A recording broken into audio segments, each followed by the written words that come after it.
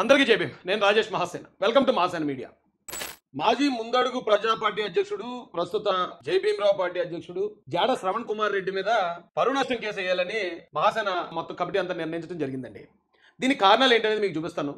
దయచేసి ఈ వీడియో చూసి మీ అభిప్రాయం కూడా తెలియజేయండి. మేము చేసే పని కరెక్టా కాదా, ఎందుకు చెప్తున్నాను ఇదంటే అండి, జనరల్గా మనకి ఏదైనా కష్టం వచ్చింది, ఒక నష్టం జరిగింది, మనం కోర్టుకు వెళ్ళాలన్నప్పుడు మనం కోర్టుకు వెళ్ళి ఒక అడ్వకేట్ గారిని పెట్టుకుని వారికి మన కేసు వివరాలన్నీ చెప్తామండి. నాకు ఇలా నష్టం జరిగింది, పలానా చోట ఇలా గొడవ జరిగింది, లేదా ఇలా దాడి చేశారని ఆ వివరాలన్నీ ఆ లాయర్ గారికి ఇస్తాం.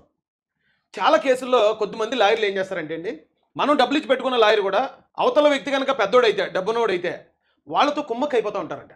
కొద్దిమంది లాయర్లు, అందరిని అనట్లేదు, కానీ కొద్దిమంది మాత్రం అవతల వాళ్ళతో కుమ్మక్క అయిపోయి మనం ఎవరికైతే కేసు ఇచ్చామో వాళ్ళనే ఓడిస్తారట.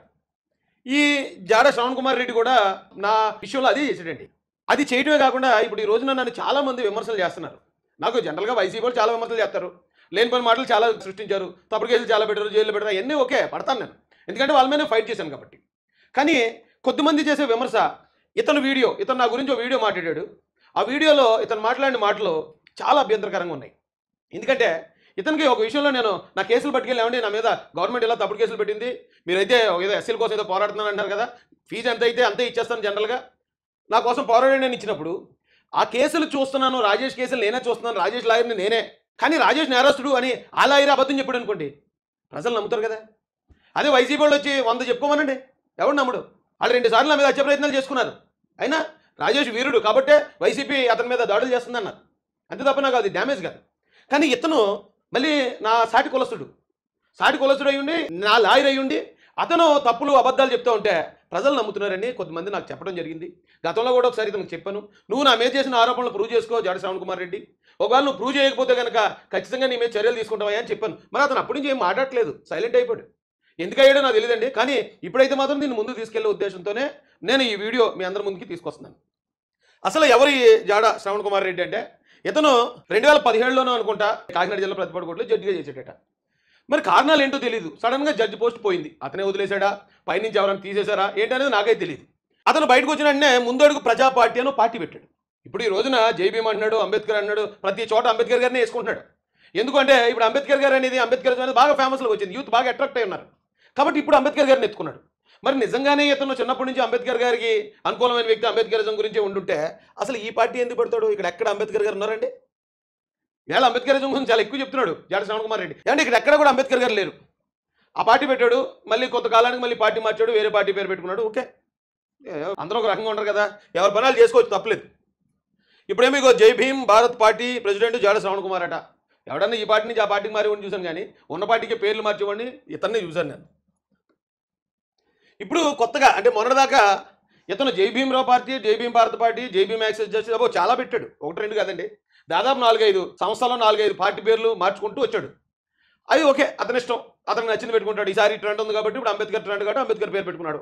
కొన్ని రోజులకి మరి ఎవరైనా ఒక సినిమా నటు ట్రెండ్ అయితే మళ్ళీ ఆయన పేరు పెట్టుకుంటాడేమో, ఆ తర్వాత మళ్ళీ ఇంకొక ఎవరైనా ట్రెండ్ అయితే ఆయన పేరు పెట్టి మార్చుకునివ్వండి, అతని ఉద్దేశం, గెలిచేది లేదు చచ్చేది లేదు కాబట్టి ఏమైనా మార్చుకునివ్వండి. కానీ ఇతను గత ప్రభుత్వ హయాంలో అంటే వైఎస్ఆర్సీపీ హయాంలో వైసీపీ చేసిన దాడులు, అన్ని దాడులు, నేను వైసీపీని వదిలేయడానికి కూడా కారణం అది. దళితుల మీద దాడులు చేసింది, రాష్ట్రం మీద దాడులు చేసింది, రాష్ట్ర అభివృద్ధి మీద దాడులు చేసింది, శిరోమండనాలు, దళిత డాక్టర్లు చంపే డెడ్ బాడీ డోర్ డెలివరీలు 1-2 కాదండి, చాలా ఘోరంగా బిహేవ్ చేసింది వైసీపీ పార్టీ. అందుకే ఆ పార్టీ గెలుపులో ఉన్నా కూడా నేను బయటకు వచ్చాను, వాళ్ళు చేసిన ఆ పనులు నచ్చక. అప్పుడు ఇతను కూడా నేను దళితుల వైపు మాట్లాడతాను, నేను దళితులకు అలా చేస్తాను ఇలా చేస్తాను నాకు చాలా కబుర్లు చెప్పేవాడు.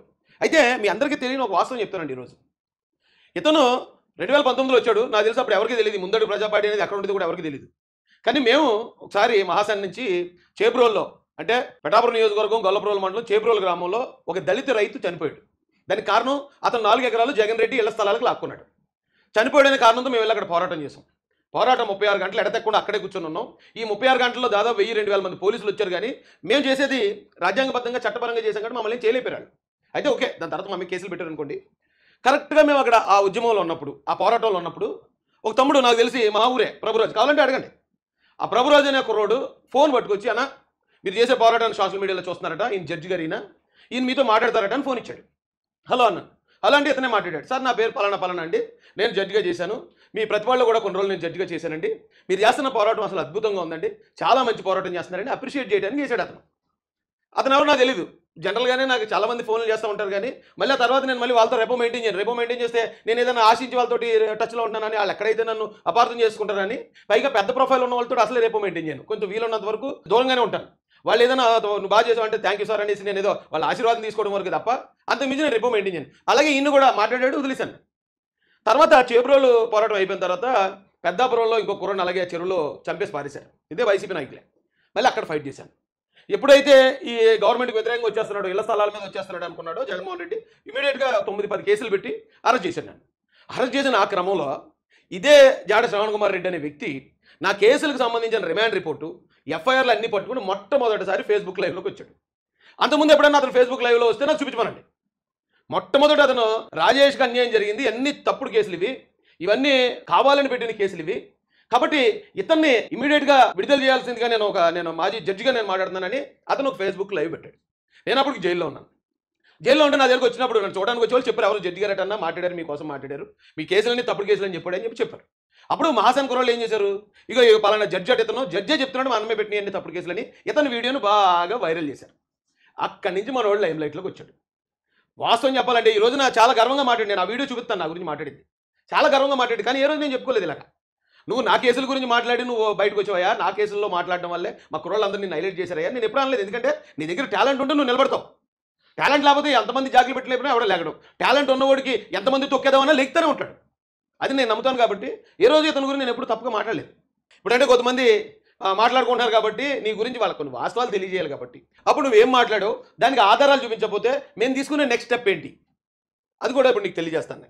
అయితే ఇతను అన్న మాట ఏంటంటే అండి, ఇతను ఎలక్షన్ ముందు కరెక్ట్గా నాకు ఎమ్మెల్యే సీట్ వచ్చినప్పుడు చాలామంది దుష్ప్రచారం చేశారు నా మీద. వాళ్ళ గురించి నేనేం పట్టించుకోను, వాళ్ళందరూ నాకు ప్రత్యర్థులు. కానీ ఇతనికి నేను నా కేసులు పట్టుకెళ్ళి ఇచ్చి వాదించమని ఇచ్చాను లాయర్గా. అలాంటి లాయరు నా శత్రువులతో చేతులు కలిపి సొంత క్లయింట్నే మోసం చేయడం అంటే చీటింగ్ కదా అది. పోనీ నిజాలు ఏమన్నా చెప్పాడా? నిజాలు చెప్తే నేను యాక్సెప్ట్ చేస్తాను. నా గురించి ఏమన్నా నిజాలు చెప్తే నేను ఇప్పటికీ నేను ఇక ఈ మీడియా ముఖంగా చెప్తున్నానండి, నా తల్లిదండ్రులు సాక్షిగా చెప్తున్నాను, నేను ఎవరిని మోసం చేయలేదు. ఎవరి దగ్గర ఏ రకమైన డబ్బులు దోచుకోవటం కానీ, ఎవరిని బ్లాక్మెయిల్ చేసి డబ్బులు తీసుకోవటం కానీ, ఎవరిని నష్టపరచడం కానీ ఇప్పుడు వచ్చి నా వల్ల ఎవరికి ఏ కష్టం జరగలేదు. అంత నిక్కచ్చిగా బతుకుతున్నాను నేను. ఆ వీడియోలో ఏం మాట్లాడాడో విందాం. మహాసేన రాజేష్ అసలు పేరు లంకా రాజేష్. 10వ తరగతి చదివిన ఒక రౌడీ షీటర్. 30 కేసులు ఉన్నవాడు. అమ్మాయిలను మోసం చేశాడని, వారిని లైంగికంగా వేధించాడని కేసులున్నాయి. మహాసేన రాజేష్ ఊళ్ళో నేను జడ్జిగా వైరల్ అవుతున్నాయి. మహాసేన రాజేష్ ఒక రౌడీ షీటర్ అన్న విషయం వెలుగు చూసింది. ఒక 10th క్లాస్ చదువుకునేటువంటి ఒక రౌడీ షీటర్ ఒక 30 కేసులు పెట్టి అమ్మాయిల్ని దాచారని, అమ్మాయిల్ని మోసం చేశాడని వాళ్ళ ఊళ్ళో నేను జడ్జిగా పనిచేశాను సార్. Very positive answer. అమ్మాయిలను తార్చాడని, అమ్మాయిలను మోసం చేశాడని ఆమె కేసులు ఉన్నాయి అని అప్పుడు ఒకసారి నా లాయర్గా ఉన్న వ్యక్తి చెప్పాడు. దాన్ని ప్రూవ్ చేయాలి. నిజంగానే ఒకవేళ అమ్మాయిలను తార్చిన కేసులు కానీ, అమ్మాయిలను మోసం చేసిన కేసులు కానీ, ఏదో ప్రేమించి పెళ్లి చేసుకుంటానని మోసం చేయడమా, లేకపోతే ఎవరినన్నా నేను తప్పుడుగా అక్రమ సంబంధాలు పెట్టుకుని నేను మోసం చేశానా, లేకపోతే ఎలా నేను అమ్మాయిలను మోసం చేశాను అనేది ఇతను ప్రూవ్ చేయాల్సిందే. ఎందుకంటే ఎందుకు ప్రూవ్ చేయాలి? ఇదే వైసీపీ కూడా అన్నీ పట్టించుకున్నాను. వాళ్ళు 100 విమర్శిస్తారు ప్రత్యర్థులు. కానీ నేను అతను లాయర్గా ఉన్నాను అని చెప్పి ఆ కేసులన్నీ నేను చూశాను అని చెప్పడం అంటే ఎంత తప్పది? పైగా అతను రిటైర్డ్ జడ్జి అని కూడా చెప్పుకుంటున్నాడు. ఇప్పుడు ఒక రిటైర్డ్ జడ్జిగా వచ్చిన వ్యక్తి పలానా వ్యక్తికి ఇలాంటి కేసులు నేను చూశానండి అని అతను డైరెక్ట్గా ఐ విట్నెస్ చెప్పినట్టు చెప్తుంటే ప్రజలు నమ్ముతారు కదా. మరి అది ప్రూవ్ చేయాలి కదా. నిజమే, ఒకవేళ అతను చెప్పిన నిజమైతే అతను ఏం చేయమంటే అతను కాళ్ళు దండం పెట్టి కాళ్ళు మధ్యలో దూరుతాను. ఒకవేళ అతను ప్రూవ్ చేయలేకపోతే నేనేం చేయాలి? అయితే అమ్మాయిల్ని మోసం చేసిన కేసులు అంటున్నాడు. నిజంగా అలాంటి కేసులు ఉంటే నువ్వు ప్రూవ్ చేయాలి. నువ్వు ప్రూవ్ చేయకపోతే ఖచ్చితంగా నేను మాత్రం ఊరికి వదిలేదు లేదు. నిన్ను చెప్తున్నాను జాడ శ్రవణ్ కుమార్ రెడ్డి, నిన్ను ఎవడెవడన్నా వదిలేసి ఉండొచ్చు. ఎందుకంటే నీ వెనకాల ఉన్న క్యాస్ట్ని బట్టో, నీ వెనకాల ఉన్న అంబేద్కర్ గారిని నువ్వు పెట్టుకున్నా, నువ్వు ఇప్పుడు నీ వేషధారణ కోసం పెట్టుకున్న అంబేద్కర్ని చూసి నేను వదిలేయచ్చు. నేను వదలాల్సిన అవసరం లేదు. ఆ చట్టాలు నాకేం వర్తించవు. నువ్వు నన్ను ఇంత డిఫేమ్ చేయడానికి అంటే ఈ ఎస్ఎల్ నుంచి నిజాయితీతో ఇంతమంది యువతను సమీకరించి ఎవడన్నా ఒకటి పైకి వెళ్తా ఉంటే ఈ రకంగా ఏడుతున్నారా, ఈ రకంగా అబద్ధాలు చెప్తున్నారా అనేది నేను సమాజానికి ప్రూవ్ చేసుకోవాల్సింది. నేను నిజంగా ఇవన్నీ నిజాలైతే ఈ రోజు నేను ఇలా బయటకు రాను, నీ మీద పరువు నష్టం కేసుకి వెళ్ళను, అక్కడ పని అవ్వకపోతే నీ మీదకి వస్తానని కూడా అన్నాను. నాకు తెలిసి నాకు గుర్తున్నంత వరకు అమ్మాయిని మోసం చేసి డబ్బులు తీసుకున్నారని హస్బెండ్ కేసు పెట్టాడు. ఒక అమ్మాయిని వాడుకున్న ఆ కేసు నువ్వు చూపించాలా జాడ శ్రవణ్ కుమార్. అమ్మాయిలను మోసం చేశాడని ఒక హస్బెండ్ కేసు పెట్టాడన్నావు కదా, నా మీద ఇప్పుడు ఇంకా కేసులు ఉన్నాయి, అలాగే ఉన్నాయి కేసులు. కొన్ని కేసులు కొట్టేయడం జరిగింది. ఈ కేసులు ఎక్కడైనా సరే, లేదా నేను నీకు ఇచ్చిన కేసులు అన్నావు కదా, ఆ ఫైల్ నీ దగ్గర ఉంటుంది కదా, అది నువ్వు చూపించకపోతే మాత్రం నేను వదలరా. నేను అమ్మాయిలను మోసం చేసాను, భర్త నా మీద కేసు పెట్టిన కేసు నువ్వు చూపించకపోతే నీ మేకప్ మొత్తం పీకెత్తాను, నీ విగ్గు మొత్తం పీకెత్తాను. నిన్ను మాత్రం ఖచ్చితంగా వదలను. నాకు తెలిసి నాకు గుర్తున్నంత వరకు అమ్మాయిని మోసం చేసి డబ్బులు తీసుకున్నారని హస్బెండ్ కేసు పెట్టాడు. ఒక అమ్మాయిని వాడుకొని డబ్బులు తీసుకున్నారని పెట్టారు. దుబాయ్ పంపిస్తాను. ఇది కూడా అమ్మాయిని వాడుకుని ఇది చేశానని కేసు పెట్టాను. ఆ కేసు కూడా నువ్వు చూపించాలి. ఆ కేసు నువ్వు చూపించకపోయినా సరే నీ నెత్తి మీద ఉన్న 4 వెంట్రుకలు పీకేయడం ఖాయం చట్టపరంగా. హస్బెండ్ కేసు పెట్టాడు. ఒక అమ్మాయిని వాడుకొని డబ్బులు తీసుకుని పెట్టారు. దుబాయ్ పంపిస్తానని డబ్బులు తీసుకున్నాను చాలా మంది దగ్గర డబ్బులు తీసుకుని కేసు పెట్టారు. ఇది కూడా ఓపెన్ ఆఫర్ నన్ను ఎవరి దగ్గరైనా సరే నేను దుబాయ్ పంపిస్తానని నేను డబ్బులు తీసుకున్నట్టు కానీ అది నువ్వు ప్రూవ్ చేయలేవు. ఎలాగైనా అబద్ధాలు కాబట్టి కనీసం కేసు పెట్టినట్టు ప్రూవ్ చేయాలి. నన్ను ఇలా దుబాయ్ పంపిస్తాను అన్నాడండి, నా దగ్గర డబ్బులు తీసుకున్నాడని నా మీద ఎవరన్నా పెట్టిన కేసు, ఆ కేసు నువ్వు చూపించాలి. నాకు చూపించబోతే నేను వదలరు అబ్బాయి, నీ అంతేడు వెళ్తాను. నేను ఇప్పటివరకు నేను సొంత జాతి వాళ్ళ మీద ఎప్పుడు నేను ఇలా టార్గెట్ చేసింది లేదు. ఎప్పుడన్నా ఒకవేళ ఏదో ఎవరన్నా కులాహంకారంతో కొద్దిమంది, మతహంకారంతో కొద్దిమంది ఏమైనా చేస్తుంటే వాళ్ళ మీద ఫైట్ చేశాను తప్ప నీలా ఎప్పుడు నేను పెట్టలేదు. నీ మీద ఒకరి మీద, మందకృష్ణ గారి మీద ఒకరి మీద, ఇలాంటి వాళ్ళ మీద ఎప్పుడు ఫోకస్ పెట్టలేదు. ఇప్పుడు పెడతాను, ఖచ్చితంగా పెడతాను. మిమ్మల్ని కూడా వదలను నేను. జాడ శ్రవణ్ కుమార్, నువ్వు ఇవి ప్రూవ్ చేయకపోతే, ఎందుకంటే నిన్నే ఎందుకు అడుగుతున్నాను అంటే వైసీపీ వాళ్ళు ఎంతకన్నా ఘోరమైన ఆరోపణలు చేశారు నా మీద. వాళ్ళని అడగను నేను, ఎందుకంటే రాజకీయ ఆరోపణలు ప్రత్యర్థులు చేసుకుంటారు, ఎన్నైనా చేసుకొని. కానీ నేను కేసులు చూశాను, నేను అతను లాయర్ని, నేను రిటైర్డ్ జడ్జిని, నేను చూశాను కాబట్టి చెప్తున్నాను అన్నావు పబ్లిక్గా, అది మీడియా ముఖంగా. నువ్వు ఎవరితోటో సందులోనో గొంతులోనో మాడుకుంటే కూడా వదిలితిన్నాను. నువ్వు ఇంత ఎలా మాట్లాడినప్పుడు చాలామంది నేనంటే తెలియని వాళ్ళు లేదా నా మీద వ్యతిరేకత ఉన్నవాళ్ళు ఈ వీడియోలు చూపిస్తున్నారు నాకు. నీ లాయర్ అటు కదా, మీ ఓడేనట్టు కదా, నీ లాయరే చెప్తున్నాడు నువ్వు ఇలా తప్పులు చేసావు, నువ్వు ఆడవాళ్ళని వాడుకున్నావు, ఆడవాళ్ళ దగ్గర డబ్బులు తీసుకున్నావు, విదేశాలు పంపిస్తాను. నువ్వు ఇది ప్రూవ్ చేయాలి. ప్రూవ్ చేయకపోతే నేను వదలను. నిన్ను ప్రూవ్ చేసుకుంటే నేను ప్రజల ముందు నేను క్లీన్ చీట్ ఇచ్చుకుంటాను. నువ్వు ఇవన్నీ అబద్ధాలు అనుకో, అబద్ధాలని చెప్పి ఓకే అప్పుడు రాజకీయ కారణాలతో లేదా ఏదో కోపంతో నేను అన్నాను అని నువ్వు పబ్లిక్గా చెప్పి నేను వదిలేస్తాను. నువ్వు చెప్పకపోతే నేను మాత్రం నిన్ను వదలను. నీకు ఇబ్బంది అయిపోద్దిరాపై. కొంతమంది అమ్మాయిని అక్రమంగా ఇబ్బంది పెట్టాడని కొన్ని కేసులు పెట్టారు. డబ్బులు తీసుకొని అక్రమంగా కేసులు, కొంతమంది అమ్మాయిలను అక్రమంగా ఇది చేశానని కేసు, ఆ కేసు అని చూపించు. నువ్వు ఏదైతే చూపిస్తున్నావో అన్ని నువ్వు అన్న వాటిలో చెప్తున్నాను. రౌడీ షీట్ నువ్వు తీయించేసినట్టు ఆధారం చూపించు.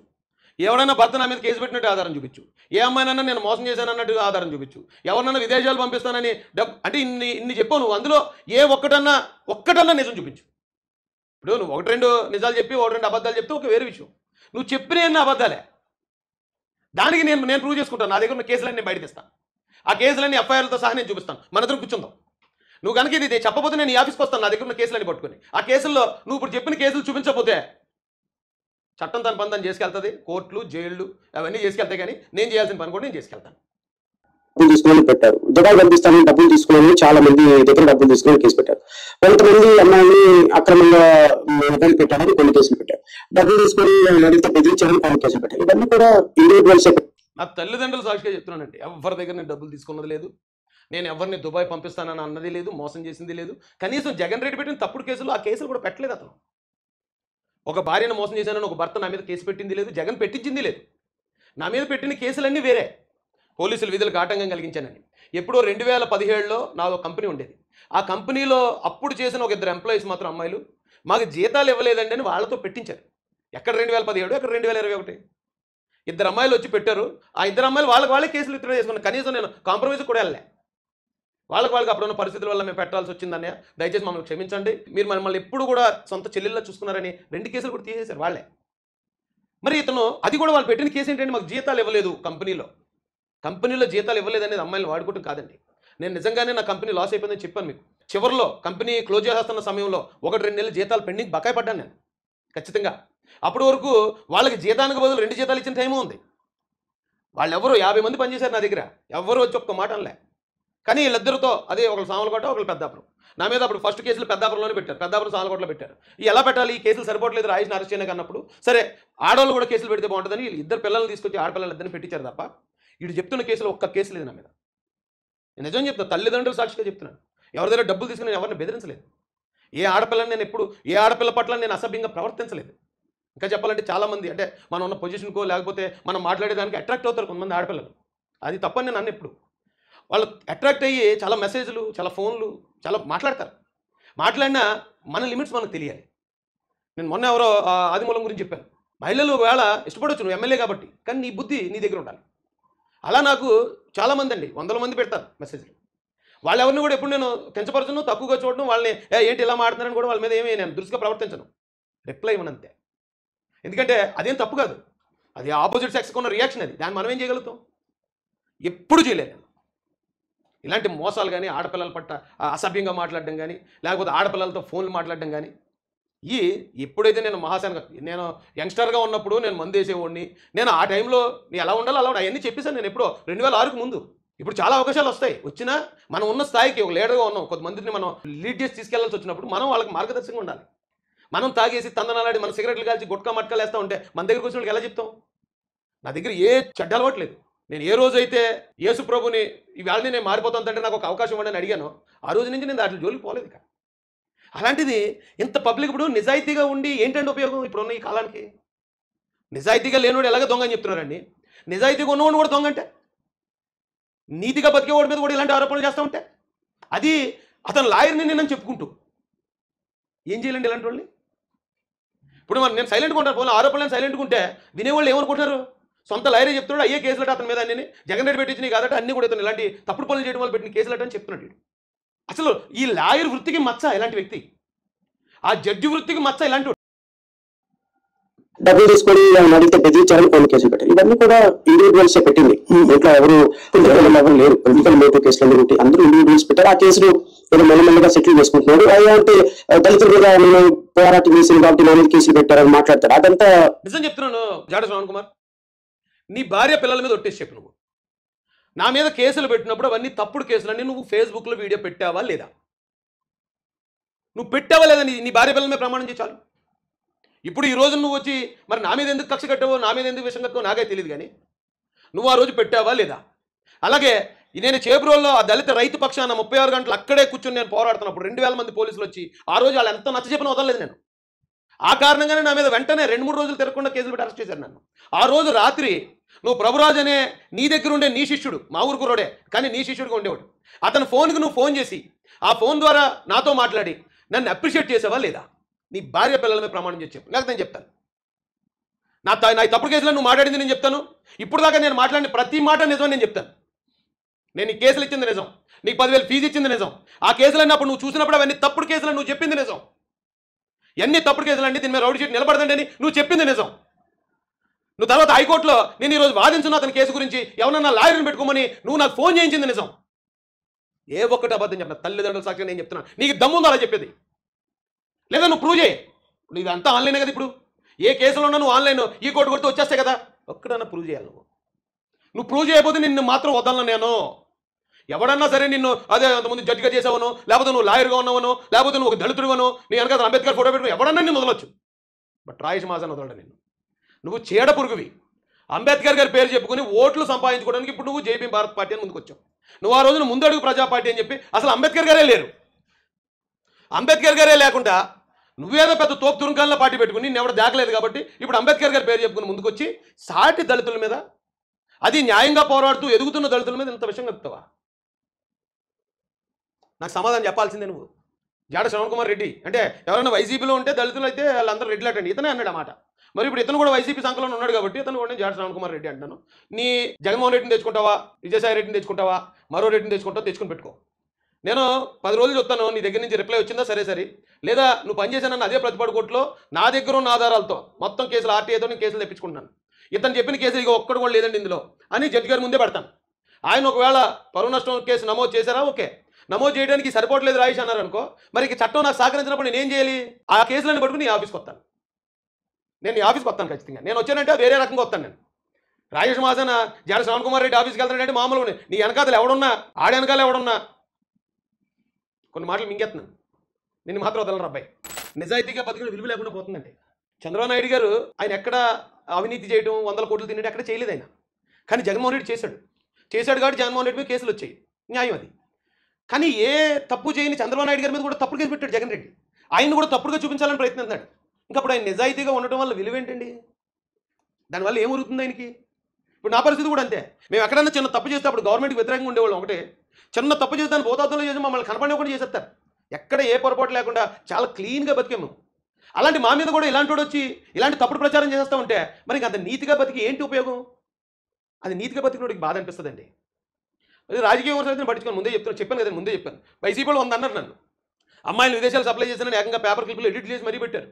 చేపల కూర తినేసి దొంగతనానికి వెళ్ళి చేపల కూర తిని పడుకున్నాను నేను. దానికి అది ఎడిట్ చేసి పెట్టారు. అట్లా ఎప్పుడు పట్టించుకోలేదు నేను. రాజకీయం నన్ను తట్టుకోలేకపోతున్నారు కాబట్టి వాళ్ళు 100 రకాలుగా నన్ను అడ్డుకున్న ట్రై చేస్తారు. అది రాజకీయం వదిలేస్తాను. కానీ ఇలాంటి వాడిని మాత్రం వదలకూడదండి. ఇంటి దొంగలాంటాడు, వెన్నుపోటుదాడు, కట్టప్ప లాంటి వాడు ఇలాంటి వాడు. అంబేద్కర్ ఐడియాలజీ అని చెప్పుకుంటూనే జైభీం భారత్ పార్టీ అని చెప్పుకుంటూ దళితులుగా అన్యాయం చేసి, దళిత పథకాలు రద్దు చేసి, దళితులను చంపేసి, శిరోమండనాలు చేసి, డెడ్ బాడీ డోర్ డెలివరీ చేసిన మళ్ళీ జగన్ రెడ్డి సంఖ్యలో ఎలా దూరుతాడు? ఇలాంటి కన్నింగ్ ఫాక్స్ల సంగతి మాత్రం తేల్చాల్సింది. అయ్యా ఉంటానండి. Thank you so much. జై భీం, జై భారత్, జై జై మహాసేన.